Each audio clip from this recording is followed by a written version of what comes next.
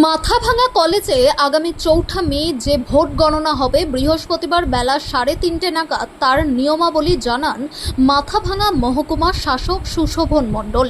তিনি জানান ওই দিন সকাল ৮টা থেকে ভোট গণনা শুরু হবে। প্রথমে পোস্টাল ব্যালট গোনা হবে, এরপর ইভিএম মেশিন খোলা হবে এবং একটি রুমে ১৪টি টেবিল থাকবে। তিনি জানান মাথাভাঙা বিধানসভার ক্ষেত্রে ২২ রাউন্ড ও শীতলকুচি বিধানসভা ক্ষেত্রে ২৫ রাউন্ড ভোট গণনা হবে। সেই ভোট গণনা কেন্দ্রে কেউ মোবাইল ফোন নিয়ে যেতে পারবে না এবং 3 টায়ারে তাদের চেকিং করে ভোট গণনা কেন্দ্রে ঢোকানো হবে বলে তিনি জানান। আপনারা অনেকেই জানেন যে অ্যাজ পার ইসিআই গাইডলাইনে যেটা হয় যে ফার্স্ট আমাদের পোস্টাল ব্যালট কাউন্টিং স্টার্ট হয় এবং তারপরে ইভিএম কাউন্টিংটা ধরা হয়। তো সেক্ষেত্রে আমাদের স্ট্রং রুম ফার্স্ট ওপেনিং যেটা হবে, আমাদের পোস্টাল ব্যালটের যে স্ট্রং রুম, ট্রেজারি স্ট্রং, সেটা ফার্স্ট ওপেনিং হবে।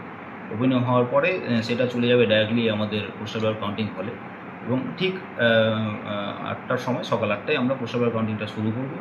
পোস্টাল ব্যালট কাউন্টিং শুরু হওয়ার পরে আমাদের ইভিএম কাউন্টিং শুরু হবে। ইভিএম কাউন্টিংয়ের সময় আমরা ধরে রেখেছি 8:30। 8:30 থেকে ইভিএম কাউন্টিং স্টার্ট হবে।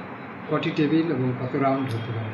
মাথাভাঙা বিধানসভার ক্ষেত্রে আপনাদের জানানো হচ্ছে যে মাথাভাঙা বিধানসভার ক্ষেত্রে আমাদের 14টি টেবিল হচ্ছে ফর ইভিএম কাউন্টিং এবং আমাদের যেহেতু total number of polling station 296 Mathabhanga বিধানসভার, ফলে 14টি টেবিলে যদি আমাদের 296 বুথের কাউন্টিং করতে হয় তাহলে আমাদের প্রায় 22টি রাউন্ড আমাদের করতে হবে। আমরা আপাতত সেরকমভাবে প্ল্যান করে রেখেছি।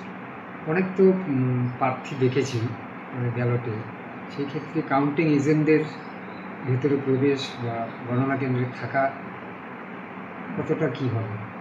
হ্যাঁ, প্রার্থীরা প্রত্যেকেই কাউন্টিং এজেন্ট দিতে পারেন as per number of tables, counting tables. তো সেক্ষেত্রে আমরা যেরকমভাবে ব্যবস্থা করেছি, আমাদের মাথাভাঙা কলেজের ওল্ড বিল্ডিংয়ের হল রুমে আমাদের ইভিএম কাউন্টিংটা হবে এবং the room is very spacious with all amenities, ফলে রুমের মধ্যে খুব একটা সমস্যা হবে না এবং বসারও আমরা জায়গা করছি হাই বেঞ্চ, লো বেঞ্চ রেখে, যেন টেবিল পিছু যারা কাউন্টিং এজেন্ট থাকবেন তারা রেসপেক্টিভ টেবিলে বা বেঞ্চে বসতে পারেন সেখানে এবং তারা ঠিকঠাক দেখতে পারেন কাউন্টিং প্রসেসটা।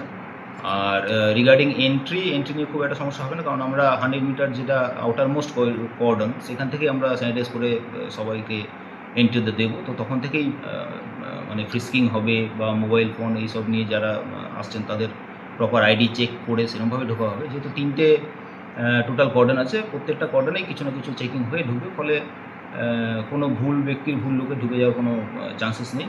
আমরা সেটাকে যতটা সম্ভব অ্যাভয়েডই করার চেষ্টা করব। শীতলকুচি